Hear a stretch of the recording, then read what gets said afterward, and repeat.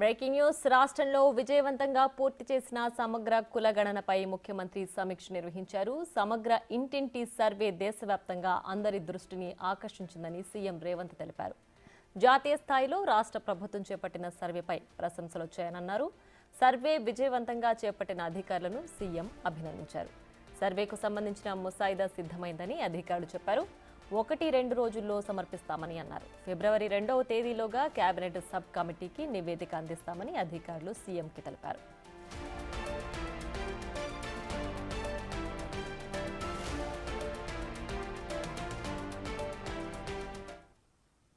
మరింత సమాచారం మా associate input editor Nagesh phone లైన్లో అందిస్తారు. నగేష్,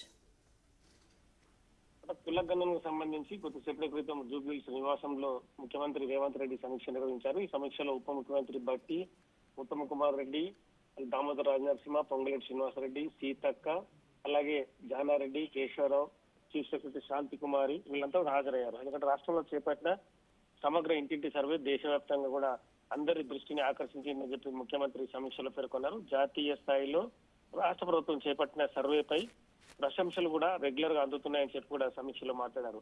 సర్వే విజయవంతంగా చేపట్టిన అధికారులను కూడా ఈ సందర్భంగా ముఖ్యమంత్రి వాళ్ళందరికీ పేరు పేరున ధన్యవాదాలు తెలుపుతూ అభినందించారు. సర్వేకి సంబంధించిన ముసాయిదా సిద్ధమైందని చెప్పి కూడా ముఖ్యమంత్రి సిఎస్ శాంతి కుమార్ తో చెప్పారు. 1-2 రోజుల్లో ఆ రిపోర్ట్ కూడా సమర్పిస్తామని చెప్పి కూడా అధికారులు ముఖ్యమంత్రికి వివరించారు.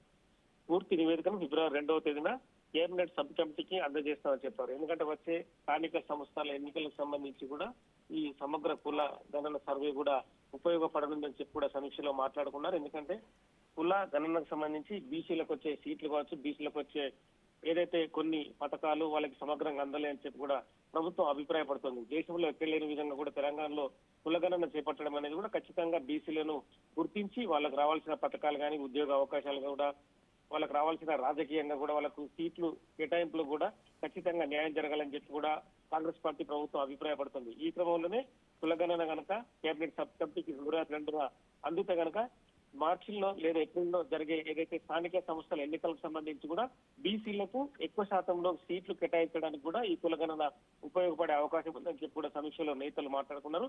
ముఖ్యమంత్రి కూడా ఇదే అభిప్రాయాన్ని మంత్రులతో అలాగే సీనియర్ నేతలైన జానారెడ్డి, కేశవరావుతో కూడా ఇదే అభిప్రాయాన్ని వెలిపించారు. సో కేబినెట్ సబ్ కమిటీకి ఫిబ్రవరి 2న ముసాయిదా తీర్మానం అందిన తర్వాత తదుపరి ఎలా అంటే స్థానిక సంస్థల ఎన్నికల్లో బీసీలకు సీట్ల కేటాయింపు పైన కూడా మళ్ళీ ఒక కేబినెట్ మీటింగ్ కావచ్చు, అలాగే లేదంటే హై లెవెల్ కమిటీ ఏదైనా మీటింగ్ జరిగిన తర్వాత సీట్ల కేటాయింపు అందులో క్లియర్ గా జరపనున్నారు. నగేష్, అయితే ఫిబ్రవరి 2లోగా నివేదిక అందించాలని చెప్పారు కదా, సో దాని తర్వాత ప్రొసీజర్ ఏ విధంగా ఉంటుంది ఈ కులగణన సర్వేకి సంబంధించి?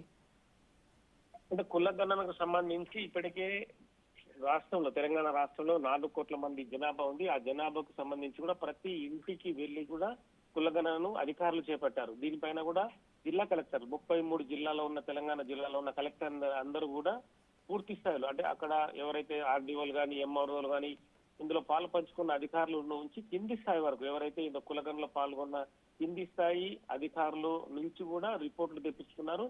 ప్రతి ఇంటికి కూడా ఒక స్టిక్కర్ వేశారు, కులగణన మీ ఇంట్లో పూర్తయిందని చెప్పి. సో కులగణన అనేది ఖచ్చితంగా జనాభా ప్రాతిపాదికన బీసీలకు న్యాయం జరగాలనేది కూడా ప్రభుత్వ ఆలోచన.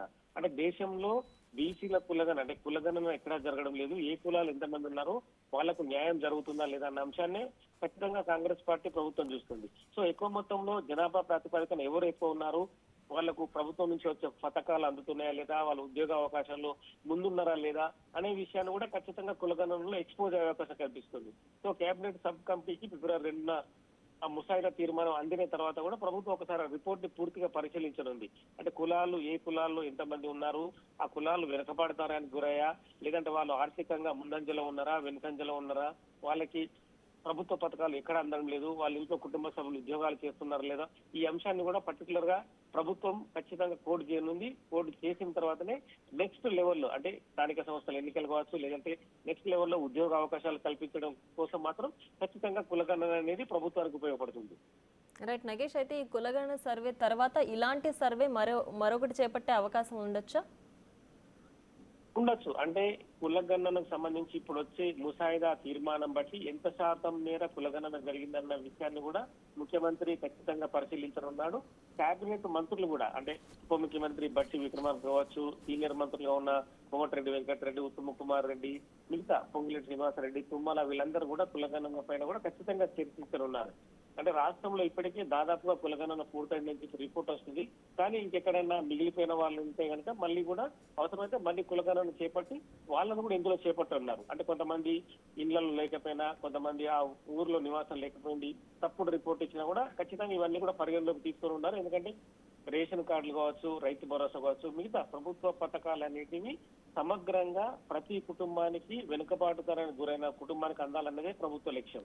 సో ఇందులో ఆర్థికంగా ఎవరైతే ముందంజలో ఉన్నారో వాళ్ళందరికీ ఈ పథకాలు ఇచ్చినా కూడా ఉపయోగం లేదనేది కూడా ప్రభుత్వం అభిప్రాయపడుతుంది. ఎందుకంటే మధ్య తరగతి, వెనుకబడిన తరగతుల కుటుంబాలు ఎవరైతే ఉన్నారో వాళ్ళందరికీ ఖచ్చితంగా కింది లెవెల్లో చాలా మంది కూడా పూర్గా ఉన్నారు. అంటే చాలా మంది పేదలు ఉన్నారు, వాళ్ళకు కూడా పథకాలు అందడం లేదని చెప్పి ఆరోపణలు ఉన్నాయి. సో ఈ కులగణన ద్వారా ఖచ్చితంగా వాళ్ళందరినీ ఐడెంటిఫై చేయనున్నారు. ప్రభుత్వ పథకాలకు వాళ్ళకి అందే విధంగా కూడా అధికారులని సమాయత్తం చేసి వాళ్ళందరికీ పథకాలు అందే విధంగా కూడా ముందుకెళ్లే అవకాశం ఉంది. Right Nagesh, thanks for the updates.